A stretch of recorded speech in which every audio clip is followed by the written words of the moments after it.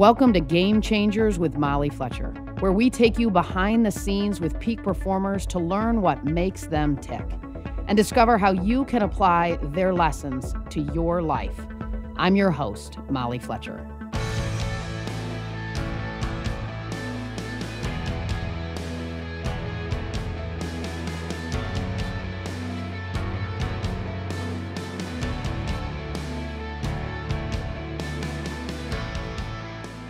What's the number one blocker to achieving your biggest goals and dreams? Fear. Today's guest, Rebecca Minkoff, is a fashion designer and wildly successful entrepreneur, an industry leader in accessible luxury handbags and apparel. Her designs are inspired by strong, confident women. Rebecca is the creator of the Female Founder Collective, a network of businesses led by women, supporting women, and host of the podcast Superwoman with Rebecca Minkoff. In her new book, Fearless, Rebecca rewrites the rules to share her secrets for unlocking creativity, courage, and success. In our conversation today, Rebecca guides us how to let go of others' expectations and create our own rules, how to overcome fear and shrug off failure, and how to reach your goals no matter how unattainable they may seem. This one is all about how to create success on your own terms. So get in the driver's seat of your own life and buckle up. This is my conversation with Rebecca Minkoff.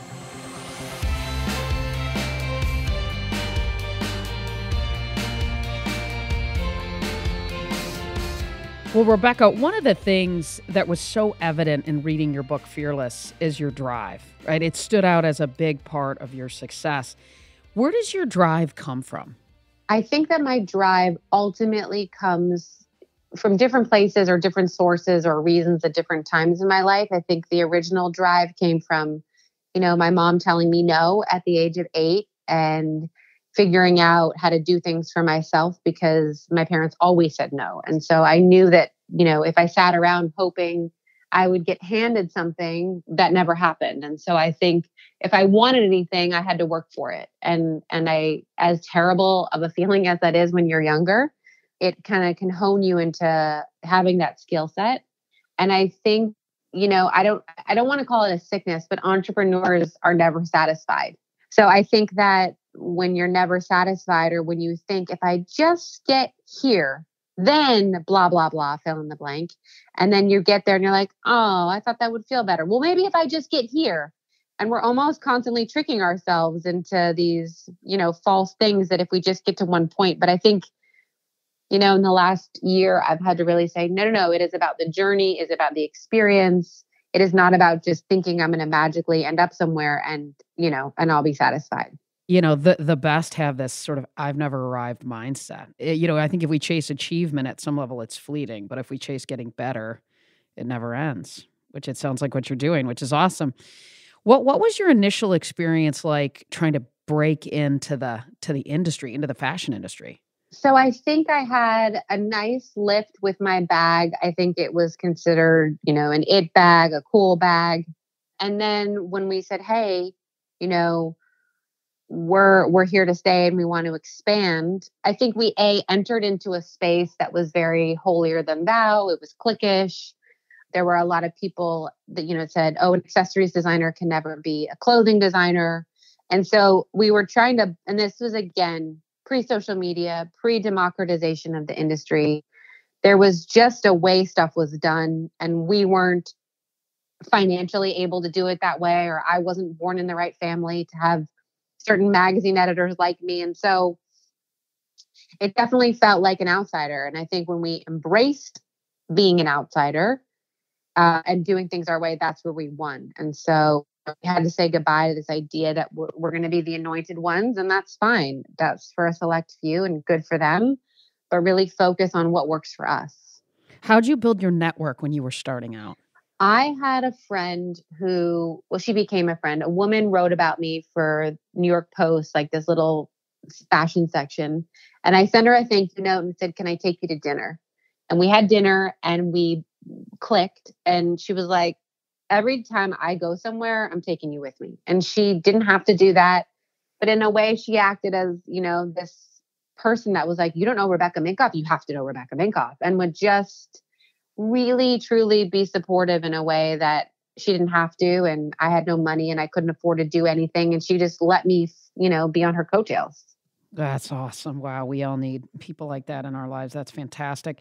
How much does your background, right? You said it as an outsider, as sort of this scrappy underdog, shape how you run your business now?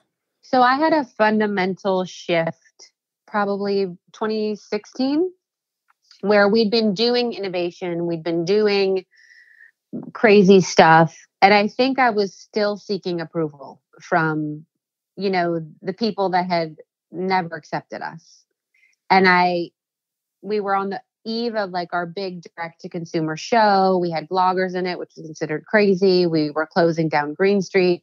And I was really nervous. I was like, will we be forever the pariahs? And a publicist who was a dear friend just basically said, look at every time you guys have gone the prescribed route. What happened? Nothing. You failed. But every time you guys did your own thing, took your own path, you won. And he just pointed to all these scenarios. And at that point, I was like, I went from taking a risk with my eyes closed, kind of like when you're on a roller coaster, to just wide open and excited and like ready to dive in. And so that for me was a change. And now I approach stuff and I'm not worried about acceptance or what they think. We're just doing what's right for us. And so how do you filter feedback, right? I mean, so you've got naysayers or critics, but then there's probably feedback at some level that you want to take in and utilize or lean into. How do you filter that? I think for us, we get feedback, and I think if it helps us to take that feedback and it makes us stronger as a company, great. If it's just a naysayer being critical, then I think we just try and say, okay, that hurts, that stings, next. I've really tried to become very good at reading people. And when you read someone, are they genuinely trying to help you? Or are they like, I'm doing this for you for your own good? No, you're not, but if it's like, hey, you fucked up here. This is my feedback, but I want you to do well. Like you just start to get into the tones of how these people speak to you. And then you go, okay, this person actually wants to help me and this person doesn't. Mm-hmm. Mm-hmm. Right. You've got a good BS meter, right? You can filter that authentic person and not the authentic person, which is obviously that's huge. I wouldn't say I have a good one, but I'm constantly trying to have one. Hey, I think at some level, the more success you have, the better you get at it, right? Because at some level, yeah, absolutely. A lot of people think of the fashion industry as competitive as heck, right? It's cutthroat. I mean, it's the devil wears Prada type of world. How much of that is true? And, has it evolved? Have you seen it evolve? I would say what industry isn't competitive? If you look around, I don't know of a single one that's like not. So I think it's native to any industry to be competitive. I think a lot of the negative toxic things have started to become unearthed and gone away. Like you can't treat people like shit anymore because they will expose you on social media real quick.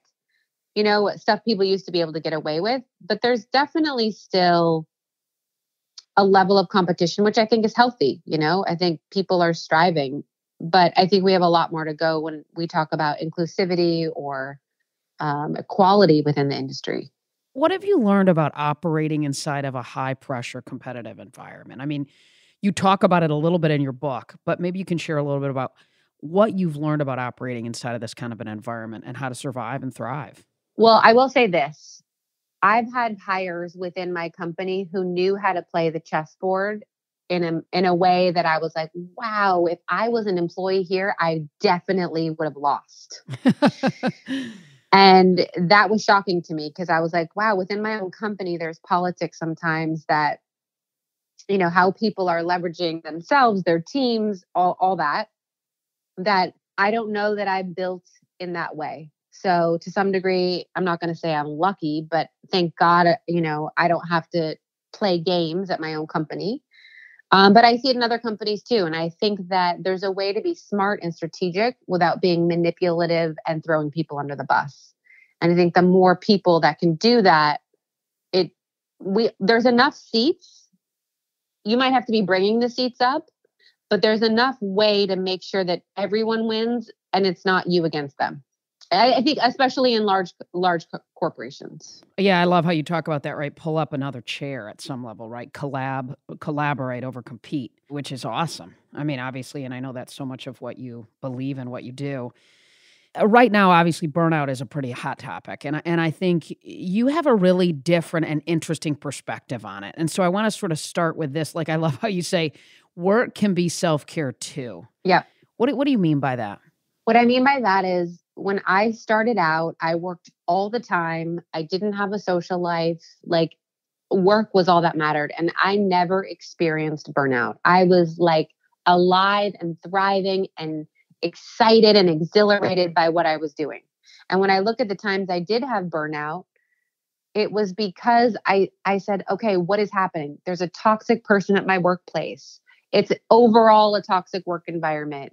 Like there is something contributing to my stress that I need to identify. It's not the work itself. And if it is the work itself, have I changed my passion? Has my purpose changed? Because you better believe if you don't like what you're doing and or have a toxic place or a toxic person, you are going to feel burnt out. But I think if you self-reflect and you go, what is it exactly?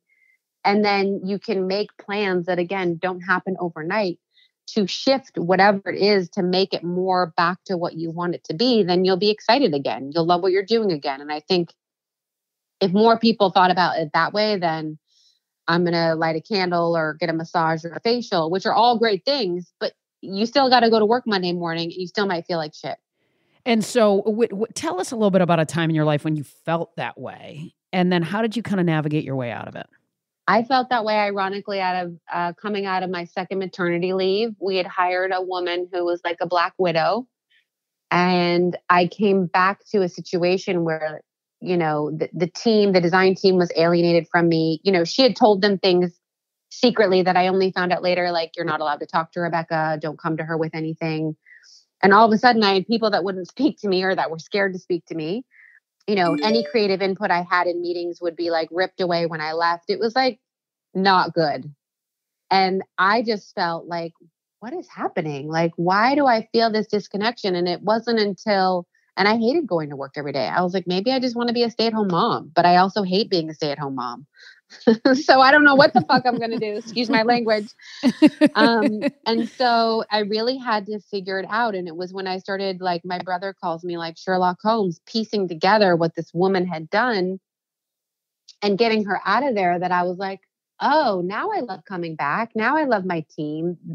They can speak to me. I want that camaraderie. And, it took getting rid of this person who, again, I didn't read well, master manipulator. And to get her out of there was what changed it. How long did it take you to uncover that, to figure it out? It took me about a year. There were like tiny red flags. And then the clincher was, thank God. Well, I shouldn't say how I figured it out, but I was able to capture something with proof, and that solidified any doubt in anyone's mind. You're a serial entrepreneur, a mom of 3. When you're experiencing kind of that exhaustion, you got a lot coming at you, right? How do you recharge? First off, I tell myself, this is only going to last till X. If you can make it to this date, then there's a light at the end of the tunnel. So I remind myself of that, because usually with what I do, there's peak time periods for stress, and so I go, okay, good. Fashion week, intense, crazy. On September 12th, that's it. Then I get a little bit of a breather. And so I start there. And as far as recharging, like, I have my routines, whether it's working out or taking long walks without a phone or sunbathing at the beach if the weather's nice. Like, if I can get 10 minutes or 15 minutes to just have those moments. And I think through COVID, I've forced myself to eat lunch, like never used to eat lunch, or like putting some of the humanity back into the workday for me has been incredibly therapeutic. And it doesn't have to be like 2 hours. It's, a 30, eating lunch for 30 minutes. It's okay. you know? Yeah, I hear you. No, I mean, obviously, I mean, you love what you do and it's incredibly important, but sometimes I have to remind my team too, right? Like we are not heart surgeons. Everybody's going to make Correct. it. Yeah, we can Correct. eat lunch, we can go on walks, we can live for sure. How do you think about boundaries? How do you think about boundaries? Like, what do you say yes to and what do you say no to? Because obviously, I mean, that's got to be hard for you. I mean, you're the face of the brand. So I think, again, boundaries need to be explored and pushed, and they change according to where you're at in your life. So in my younger days, I said yes to anything and anyone. As I got older, I said yes in certain categories to anything and anyone. And I think that, especially in the last, I would even say 3 months, I said, you know what? I need to have more boundaries. I need to get out of this mentality of like sink or swim. And I don't want to be a goldfish saying yes to everything, because I just started looking at what is the ROI on my time and where I put my energy. And if I can't now see a tangible ROI, then it doesn't behoove me to do it. And so I've just begun getting probably more strict. It's obviously helpful that in New York City, there's no fun parties anymore. There's no dinners, there's no events. So you're not tempted. But now, I got a woman who said, come to Saudi Arabia at the behest of the princess and speak at this event. And I was like, thank you so much. I'm so honored. But no, like I'm good. So I think, again, different points in your life, different levels of success, you can afford to start playing with boundaries in ways that I don't think in the beginning you have to, when you're building it and trying to get it over the mountain. I don't know that there's much opportunity to say no. But half the battle, right, is it sounds like you've got clarity on what you want to say yes and no to. But then the other layer of that, which is equally as difficult, I think, for people, is to have the courage to actually do it, right? To say no and to lean into what you've already gotten clear on so that you have that level of balance that you want. Yes, it is not easy to say no. And you go, am I throwing away an opportunity? Could have this been the thing that transformed my career? But I think 16 years in, there is not a single one thing you could do outside of like being on Oprah and her special that would transform your career overnight. You might meet someone who can be helpful, right? And maybe I said goodbye to that by not going to Saudi Arabia. But I think I just weigh like, I have young kids, and I just said, I can't do it. And I might miss out on an opportunity, but I'm willing to waste that opportunity. And in the beginning, you don't get that opportunity. You have to say yes and do it all. And some people would say, listening to this, you should never waste it all. But I had to sort of set boundaries in order to feel good and fulfilled in other areas of my life. Yeah, to me, it's that mindset shift of you're saying no to Saudi Arabia, but you're saying yes to your kids. You're saying yes to your husband, which to me is a little bit of a shift, and it makes you go, okay, yeah, I'm saying yes to what matters most. Totally. I know I get asked at every event that I speak at about work-life balance, and I'm sure you do too. So I loved rule number 20 in your book. Forget about balance. Optimize your life for you. And we just talked about this a little bit. Why do all of us, and particularly women, need to sort of drop this idea of balance, right? In other words, what should we strive to do instead? So I just want to put it in perspective. Men have never had balance. They weren't even allowed to think about having balance, because if you go back in history, when would they have had the opportunity to be like soulful co-parents? Right. It was, Sure. So they didn't have it. Why should we have it? We're still only really 120 years in, sort of, to the workforce. So to think that we can have our cake and eat it too, like I'm sure we can get there, but it doesn't exist really.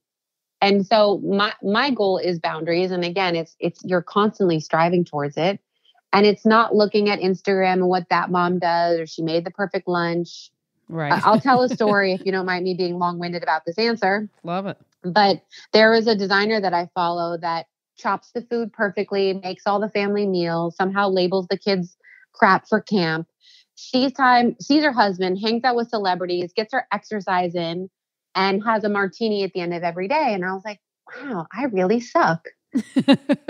And I was with a friend of mine who knows her well. And she goes, yeah, she is on drugs, basically like the legal form of cocaine. And I was like, oh, That's how you do all this. Okay, good. I don't want to do drugs, so I'll sign off on having the quote unquote perfect life. And so I think, we have to steal ourselves away again from what we see on our phone screens and then ask ourselves, what do we want?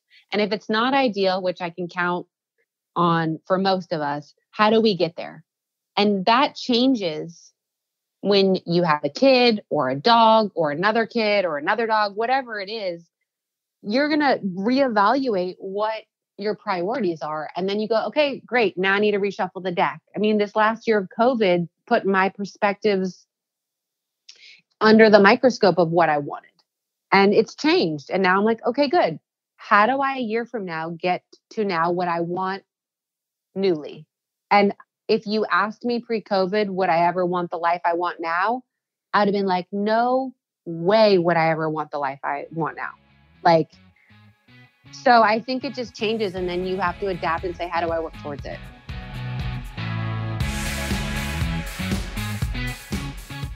In just a second, we'll get back to the conversation. But first, I want to share some exciting news. My new TED Talk is out now, and it's all about the secrets to a champion mindset. For more than 15 years as a sports agent, I had a front row seat to peak performance. What was the difference between those who maximize their potential and those who don't? You think it's talent, but it's really drive. And the real magic happens when the drive to achieve is replaced by something more sustainable, the drive to get better. The best know this, that the view from the summit is nice, but it's the climb that makes it all worthwhile. Check it out. Watch it now at mollyfletcher.com/TED Talk.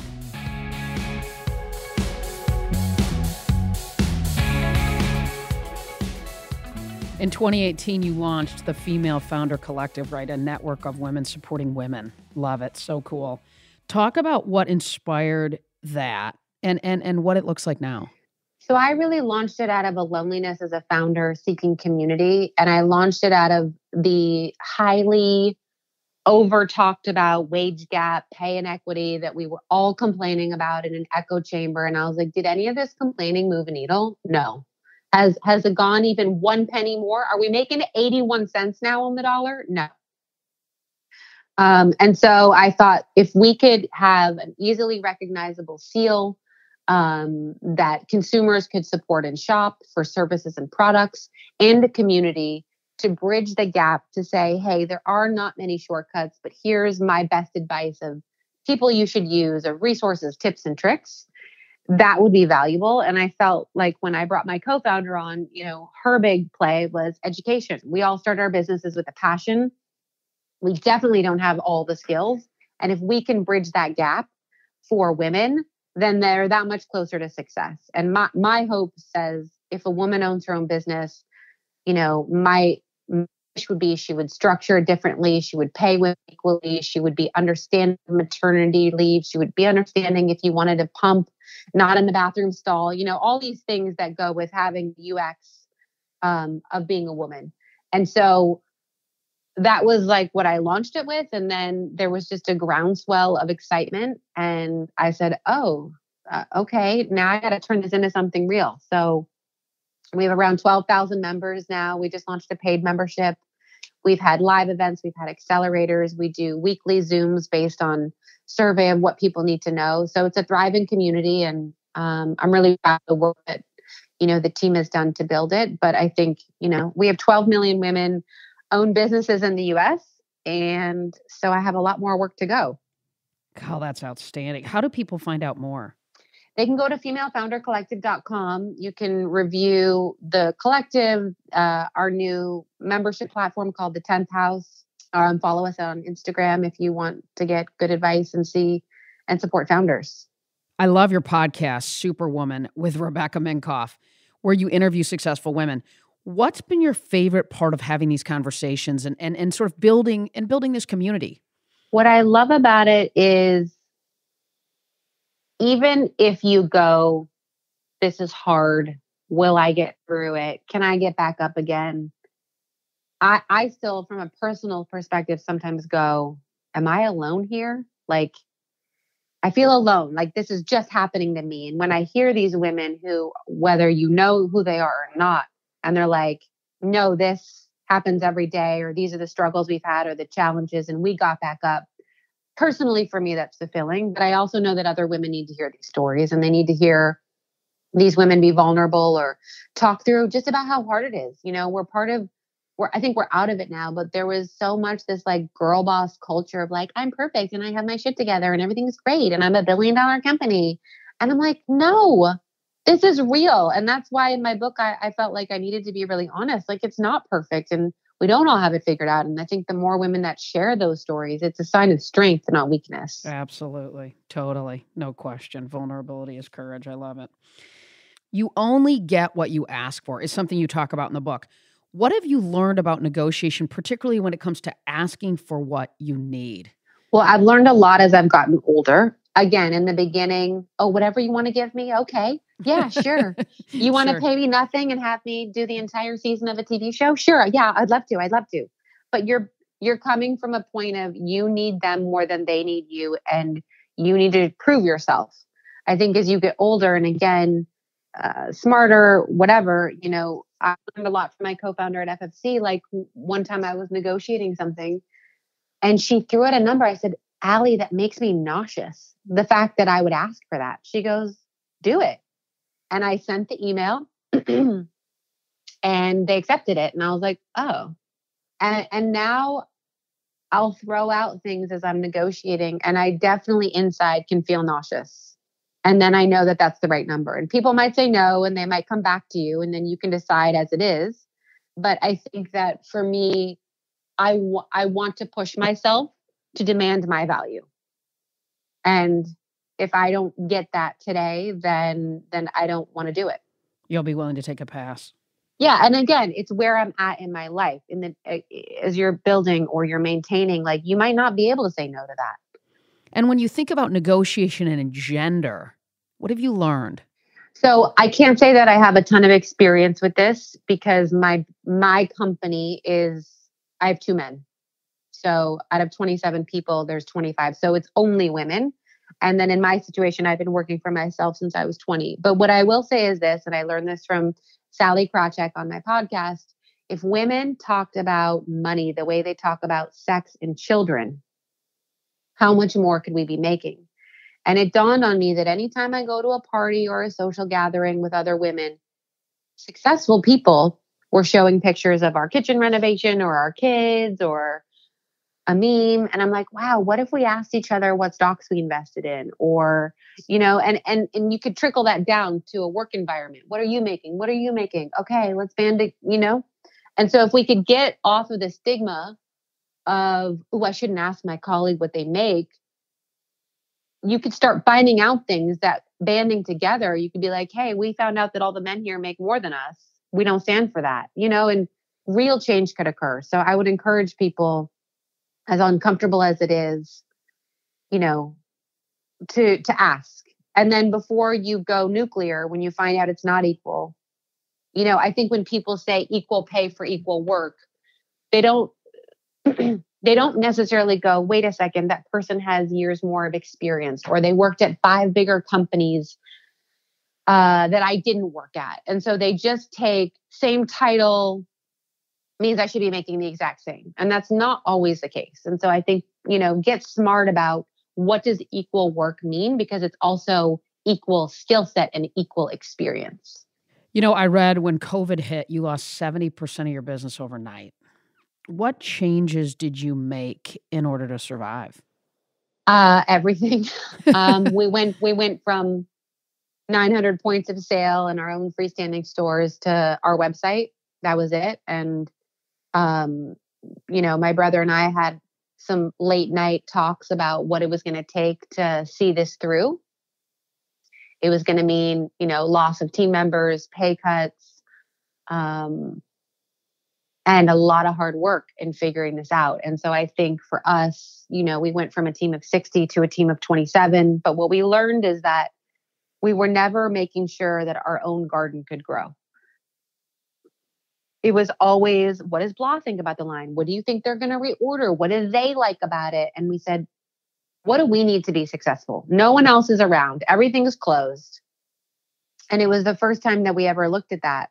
And in looking at that, and we began to see the fruits of our labors, we were like, this is a point of strength. We will never put any other company store first. It is about us.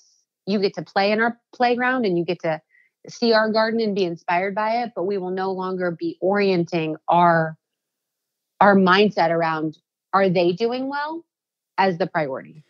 Is there anything you'll take from the pandemic from a leadership perspective and or just from the pivot that you've made? Obviously, from a business perspective, that's evident, but from a leadership perspective that you'll do differently now moving forward because of sort of this last 18, 20 months? I think it also became clear, like pre-COVID, I was the type of leader that said, oh, they're working from home. Nope, we don't do that here. They're probably seeing a double feature. And walking by people's computers and being like, are they working on their resume? And I didn't like feeling that way. But when COVID hit and the team shrunk, it was really clear who's working and who's not.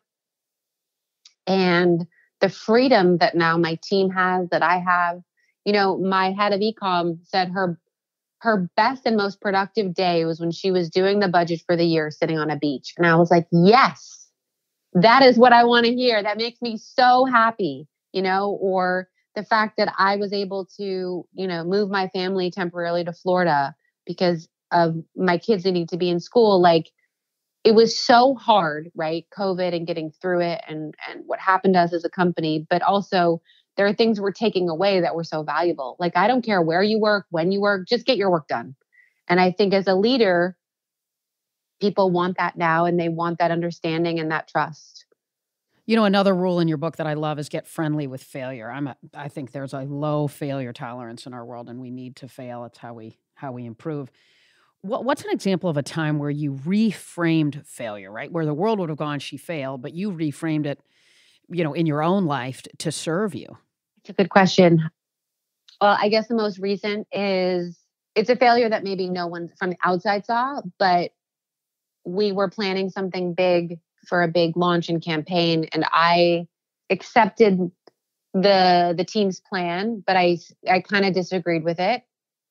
And along the way, I kept pushing my own disagreements and wanting it my way. And when it came to the end creation, I was like, oh, that didn't work.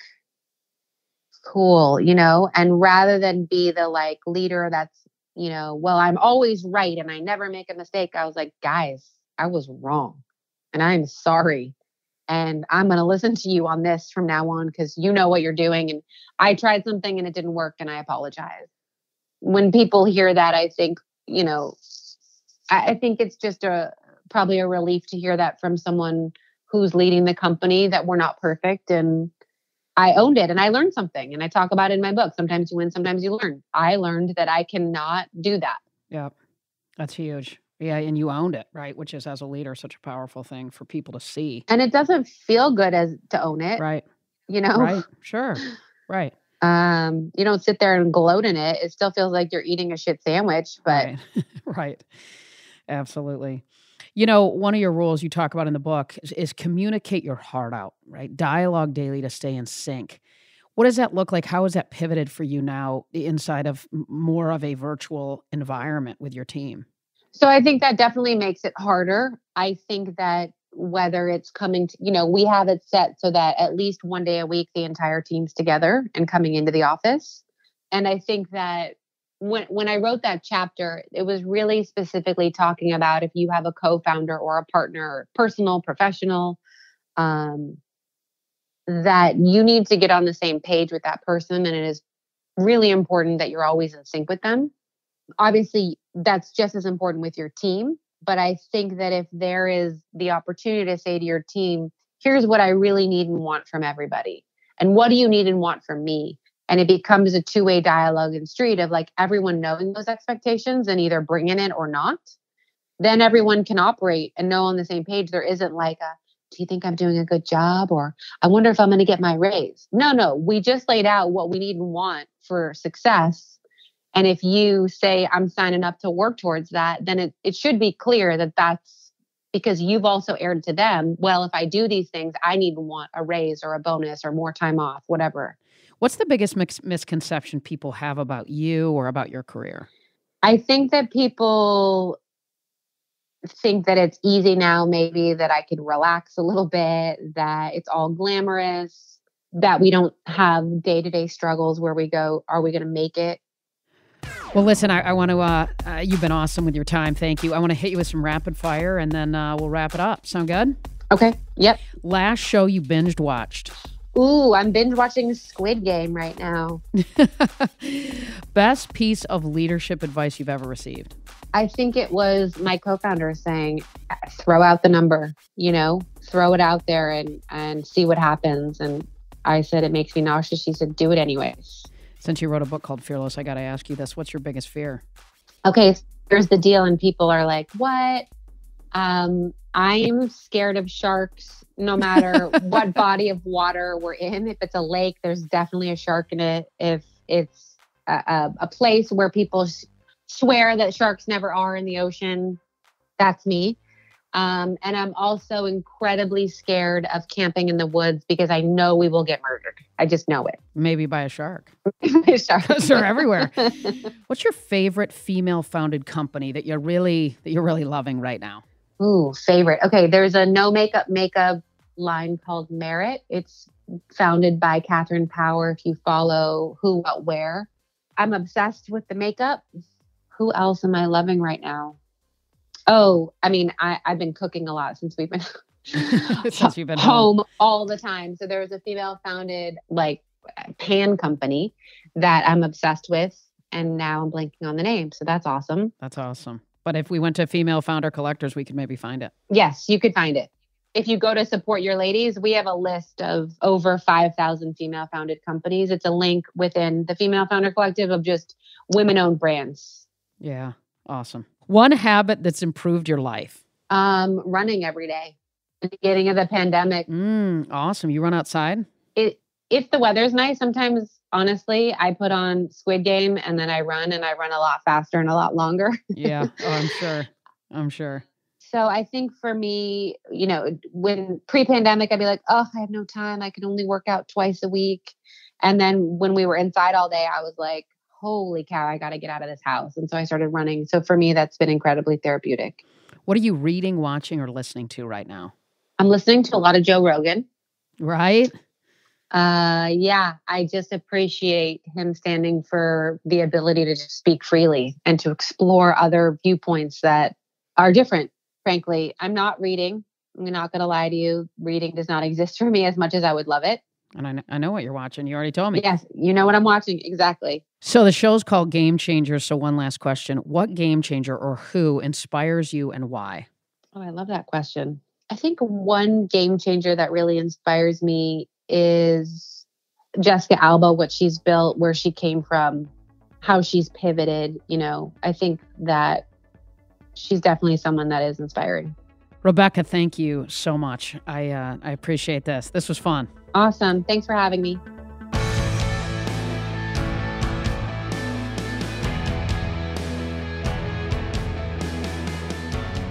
All right, here are a few of my favorite takeaways from our conversation. Number one, Rebecca is the creator of the Female Founder Collective, a network of businesses led by women, supporting women, and host of the podcast Superwoman with Rebecca Minkoff. Number two, collab over compete. Rebecca made it as an outsider in the fashion industry. Now, with Female Founder Collective and her podcast, Superwoman, she's making sure to take other women with her.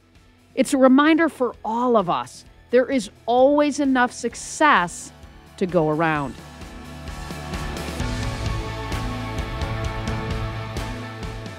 Thanks, as always, for listening to Game Changers with Molly Fletcher. If you like the show, be sure to subscribe on Apple Podcasts. There you can listen to previous episodes and leave us a review, which helps other people find out about the show. This episode was edited and sound designed by the team at Sound On Studios. You can find out more about their work at soundonsoundoff.com. Check it out. For more about me, visit mollyfletcher.com. Until next time, stay curious and be bold.